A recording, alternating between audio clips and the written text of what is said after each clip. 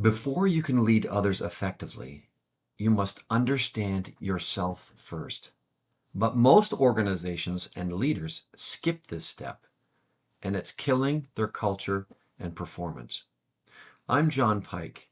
After assessing over 1 million people across hundreds of industries, I've seen one truth stand above the rest. Self-awareness isn't a nice to have, it's a must have. In this video, I'll show you how elite organizations install self-awareness at scale and why it's the foundation and first move in any performance transformation. Self-awareness as a service. Well, first of all, we need to kind of take a look at what actually is self-awareness. At its core, self-awareness is the ability to observe, understand, and regulate one's own thoughts, emotions, motivations, and behaviors in real time. It's knowing things like how you're wired, which has to do with your innate talents or strengths or abilities, not skills. What drives you, which includes motivation, triggers, and the things that you value. Also, how others perceive you. In other words, what's the external impact that you're having? And also, where your patterns show up in performance, relationships, decisions, and especially when you're under stress. Self-awareness is one of the absolute most important yet overlooked elements of human development. People who are self-aware have a clearer perception of who they are, how they operate in the world, and also how others experience them. They're better at also regulating their emotions in terms of self-control, making thoughtful decisions, and improving the quality of their relationships. Self-awareness is important because it shapes how we respond to the world.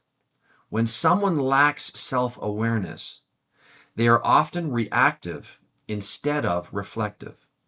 They might lash out in anger, retreat from discomfort, or double down on held beliefs that no longer serve them, all without realizing why.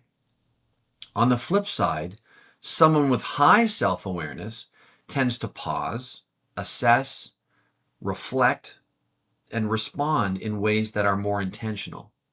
They can acknowledge a mistake without defensiveness, ask for help without shame, or shift direction when something isn't working. Importantly, self-awareness isn't about being overly critical or consumed with self-analysis. It's not narcissism, and it's not perfectionism. In fact, too much focus on oneself can be just as limiting as too little. Simply put, healthy self-awareness involves balance, knowing your story without being trapped by it, seeing your limitations without being defined by them, and being open to new perspectives without losing your core sense of self and security. Self-awareness unquestionably, undoubtedly, it's the foundation of all personal growth and development. Self-awareness of self or self-knowledge or self-insight is the cornerstone of personal and professional growth. According to a 7-year research study conducted across 23 different countries with over 200,000 people, every industry, every role, ranging from entry level all the way up to CEO and everywhere in between.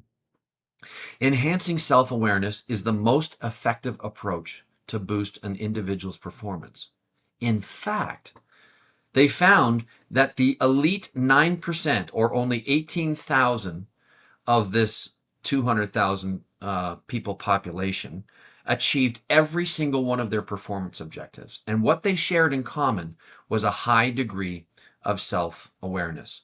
Conversely, the bottom 91% had very low self-awareness. So we can see that self-awareness of your own talents and how to avoid your blind spots will help you maximize your potential. That is where authenticity comes in. You must be true to yourself and not try to make yourself into something that you are not. Or another way of saying this is being counterfeit. Becoming self-aware doesn't happen overnight. It's a lifelong practice that often starts with curiosity and reflection. People gain self-awareness through a variety of methods. Some people journal regularly, observing their thoughts and moods over time. Others use meditation to become more attuned to their internal landscape. Feedback from friends, mentors, or peers can also be revealing. In fact, sometimes more than we'd like. At its simplest, self-awareness involves two dimensions, internal and external. Let's take a look at internal self-awareness for a moment. Internal self-awareness is the inward understanding of your values, feelings, strengths, deficiencies, triggers, goals, and patterns. It's knowing what makes you tick, what excites you, what stresses you out, where you thrive, and also where you struggle. It is often gained through reflection, assessments, and coaching. Conversely, external self-awareness is understanding how others perceive you. This includes your tone, your energy, your communication style, how you lead, and the impact you have in different settings. It's often gained through conversations with people who have observed you over time that can provide you with feedback loops and/or 360-degree or peer reviews from work. Some examples of formal tools include things like personality instruments, 360-degree reviews, and they can offer structured insights, though they're only as useful as the effort to put into understanding and applying them. There are also barriers to self-awareness: denial, fear of feedback, lack of a safe environment for honest reflection. Those things can all make it hard to see ourselves clearly. Social conditioning and cultural norms can also cloud self-perceptions, especially for people from marginalized or underrepresented backgrounds. That's why self-awareness is not just a solo pursuit. It often requires trusted relationships and communities that allow for honest dialogue and growth. Ultimately, self-awareness is not the end goal. It's a gateway. When people become more aware of themselves, they open the door to better communication, stronger, more connected relationships, much more effective decision-making, and a deeper sense of purpose. They become less reactive, more resilient, and better equipped to navigate all of the complexities of life. It's not just comfortable, not always comfortable rather, to look inward, but the journey towards knowing ourselves more fully is one of the most powerful and enduring investments that we could possibly make, that has the strongest correlation to our personal and professional contributions and performance. Let's take a look at some of the common paths that executives and organizations use to increase self-awareness.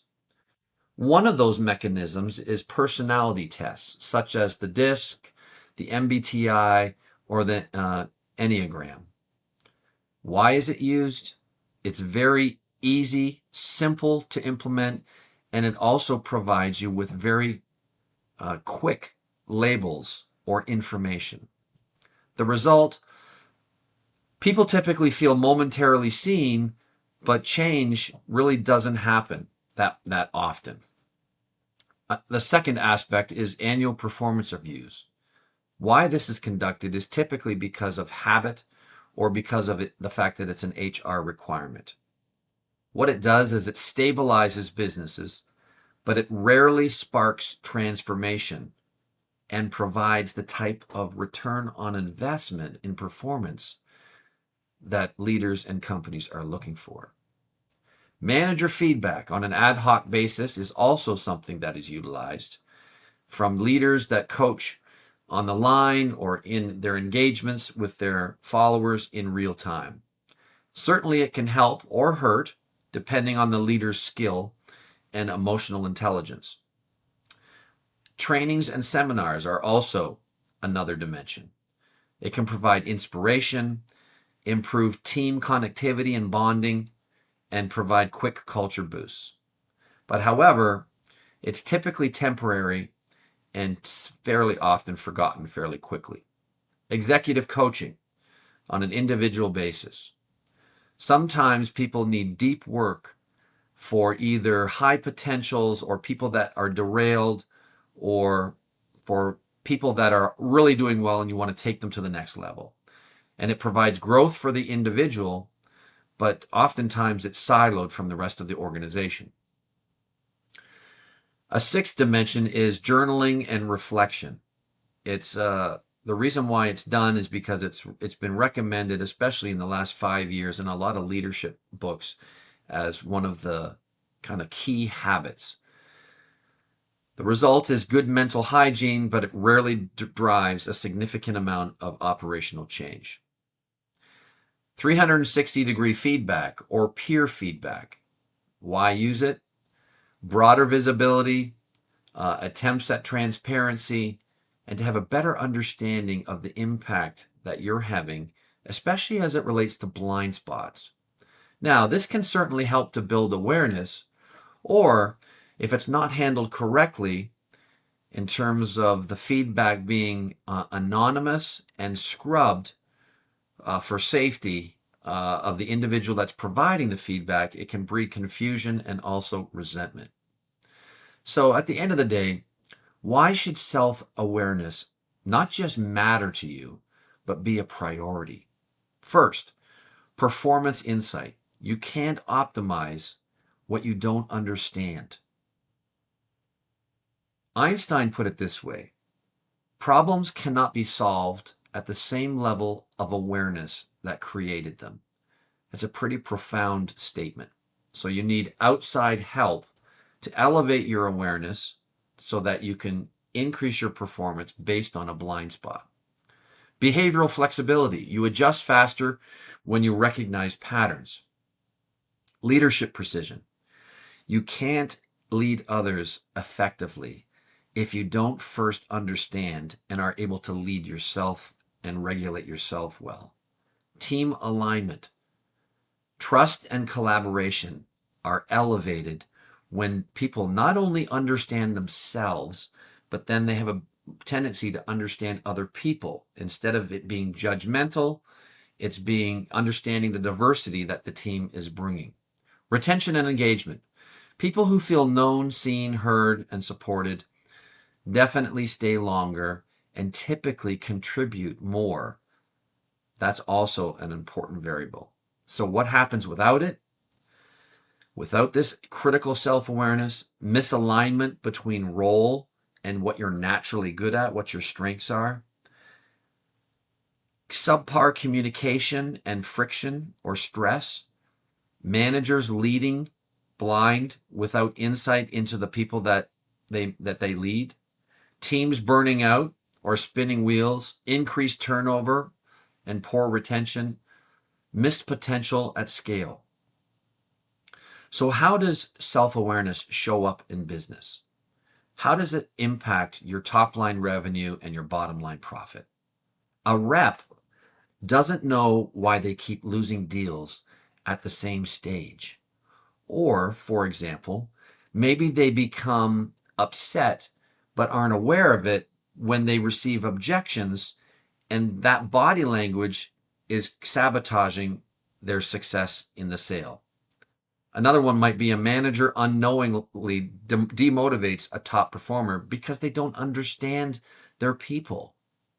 A founder scales fast, but builds a team that can't sustain them.